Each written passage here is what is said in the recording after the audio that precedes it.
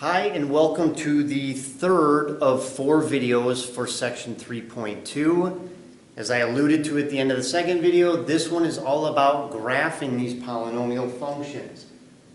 So to do that, we have the following guidelines for graphing polynomial functions. So we have quite a few tools now in our polynomial function tool bag. So what are they? Well, first, we want to find the zeros, or find the roots, or find the x-intercepts. All the same description of the same information. We're going to find the roots. 2. Find the y-intercept. And we do that how? Well, that's by setting the polynomial, not setting, but setting x equals 0, so plugging in 0 into the polynomial and simplifying it. Whatever number we end up with, that's our y-intercept. Then 3, we want to find the end behavior. So that was our video 1 for this section. And then lastly, sketching. So we're going to know what the ends look like. We're going to know where it's crossing the x-axis. And we also know the y-intercept. So then it just becomes a matter of connect the dots. So let's look at an example. Let's sketch p of x is equal to x plus 2 times x minus 1 times x minus 3. So this one's already factored for us. If it's a super complex polynomial, that's usually what you're going to get. We wouldn't expect you at this point in time. We will later in the semester. But right now, you're not expected to know how to factor down some giant polynomial. So it's already factored for us. So to find the roots, we do what? We say x, so this is step 1. X plus 2 is 0, x minus 1 is 0, x minus 3 is 0. So that means x is negative 2, x is positive 1, x is positive 3. Those are our roots.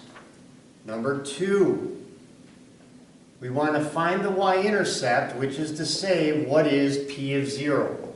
So if I plug in 0 anywhere I have an x, so be careful with your numbers here. It's not going to be 0 times 0 times 0. We have to plug in 0 to each one. So we have what? 0 plus 2 times 0 minus 1 times 0 minus 3. So that's 2 times negative 1 times negative 3. Negative times negative is positive.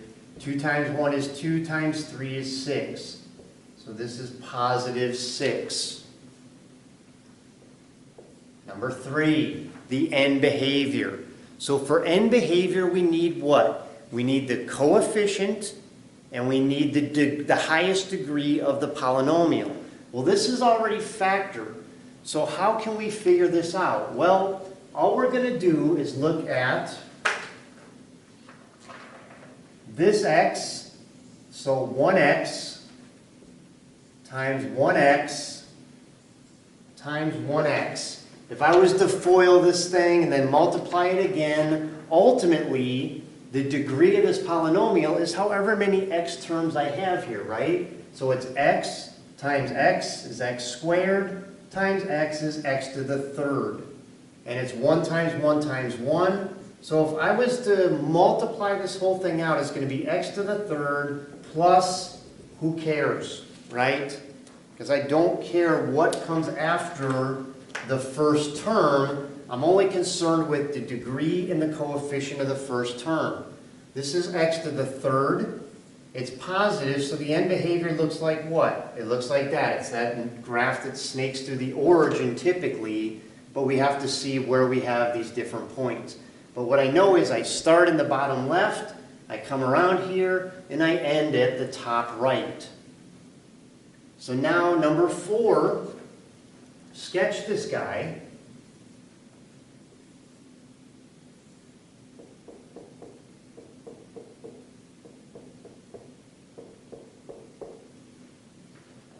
6 actually I need. So number 1, the roots, these are my x-intercepts. So -2, +1, +3. I can draw those points. Number 2, my y-intercept is at +6, so I'm way up here. My end behavior, I'm starting down here, and I'm ending up here. So now I have to connect these two lines, but I have to go through these points as I move along. So what's that going to look like? I come up through -2, up to 6, come down through 1, and then I got to turn back around, go through 3, and it gives me a graph that looks like that. So I had no idea when I started what this would look like. But by figuring out the x-intercept, the y-intercept, the end behavior, then it's just a matter of connecting the lines and connecting the dots. So let's look at another example.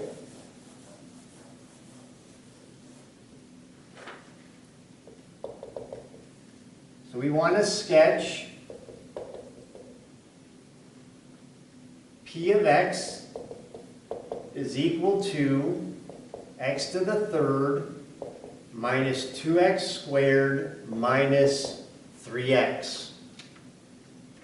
So I'll give you a little help here and then ask you, pause the video and try to do what we just did with this guy here, see if you can get the graph to look like it's supposed to. So we have to factor this. Well, the only thing we can do to start to factor is what? Bring out an x, factor out an x. And then we're left with x squared minus 2x minus 3. So now this one you should be able to factor, find your zeros, find the y-intercept, find the end behavior, and try to sketch it. So go ahead, hit pause, come on back, let's see how you did. All right, welcome back. I hope you guys nailed this. So this one factors into what? It factors into x minus 3, x plus 2, 1. X minus 3, x plus 1. So that means for number 1, my zeros are what? X is equal to 0, x minus 3 equals 0, x plus 1 equals 0. So that means x equals 0, x equals 3, x equals -1. Those are my zeros. How about my y-intercept? So p of 0. So I'm going to go back to the original. In case I made a mistake here, at least I'll still get the right value for the intercept.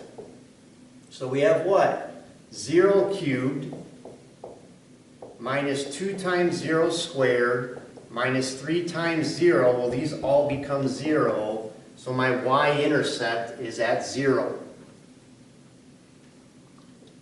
How about the end behavior? Highest degree is 3. It's odd. And the coefficient is positive. So that has, much like this last example, starting in the lower left, ending in the top right. So now if I try to sketch this,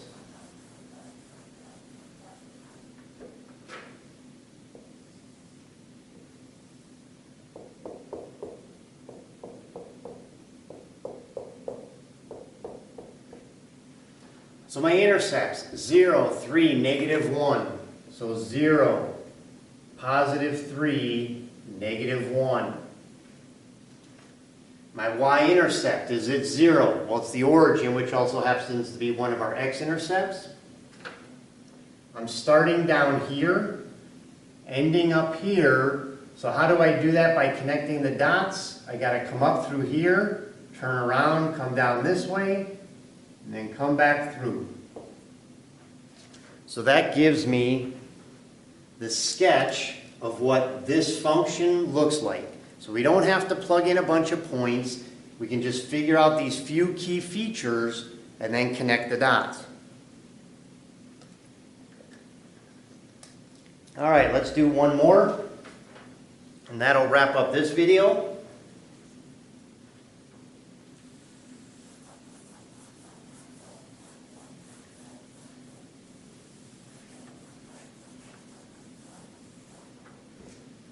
So let's sketch. P of x is equal to negative 2x to the fourth minus x to the third plus 3x squared. So again, first thing I'm going to do, I can't factor out a number, but I can factor out what? An x squared. And actually, I'm going to factor out a negative as well to make our factoring easier. So if I take out a negative x squared, this becomes a positive 2x squared. This negative becomes a positive. I took out 2 of the x's, so I have 1 left over. And then this negative, I factored out a negative, so that has to be, positive, I factored out a negative, so that's negative. And I took out the x squared, so I get 3. So now if I factor this, I get what? 2x and x. I want a positive here, so it's going to be 2x plus 3 and x minus 1. So I just wanted to help you get through the factoring part of it. Now that we have that, go ahead, find your zeros, find the y-intercept, find the end behavior, and go ahead and try to sketch it. So go ahead and hit pause, come on back once you've given it a shot. All right, welcome back. This one's a little tricky, right? So we have minus x squared is 0. We have 2x plus 3 is 0. And x minus 1 is 0. So that tells us what? If I divide by negative 1, I get x squared is 0. Take the square root of both sides, so x is 0. Here, subtract 3. So 2x is negative 3, divide by 2, x is negative 3/2. And add 1 to both sides, so x is equal to 1. So these are the zeros. This is the x-intercepts. That was part 1. Excuse me. Part 2, our y-intercept. So that is p of 0. Plug in 0 everywhere, and we're going to get what? 0, 0, 0. So p of 0 is also the origin, similar to our last problem.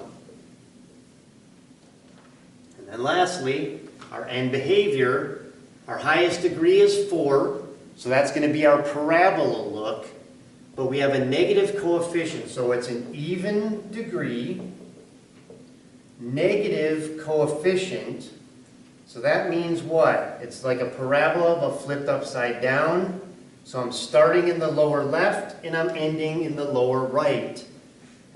So if I have to sketch this,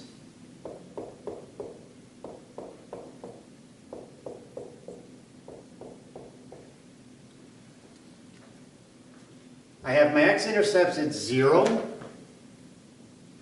negative 3/2, which is negative 1.5, and positive 1.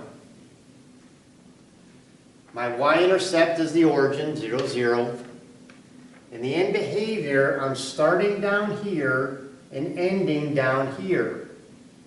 So now we sort of got a little issue here, right? Because before, when we were connecting, we were just going up and down, crossing back and forth through. But if I do that, if I was to come up and then cross through and then try to connect it, it's like, wait a minute, that's not right, because I have to end up in the lower right. So, what does this thing actually look like? Well, I know that it's got to look like this, because it's starting and ending down here. But how do I connect these 2 points and still hit this guy? Well, it's going to create like a camel. What day is it? Hump day? So you get that sort of double bounce up on the top half of the x-axis, but it ends up with our end behavior like it should be. So that is what the sketch of this looks like. Like I said, a little bit tricky. Trying to connect those dots and still hit all the points. Excuse me. So that wraps up video 3. Come on back. We're going to look at a term called multiplicity. And multiplicity is going to explain this graph. Why it looks like it did here. That we actually got a bounce up on the top as opposed to just going right through the axis. So come on back, we'll look at video 4, and that'll wrap up the videos for section 3.2.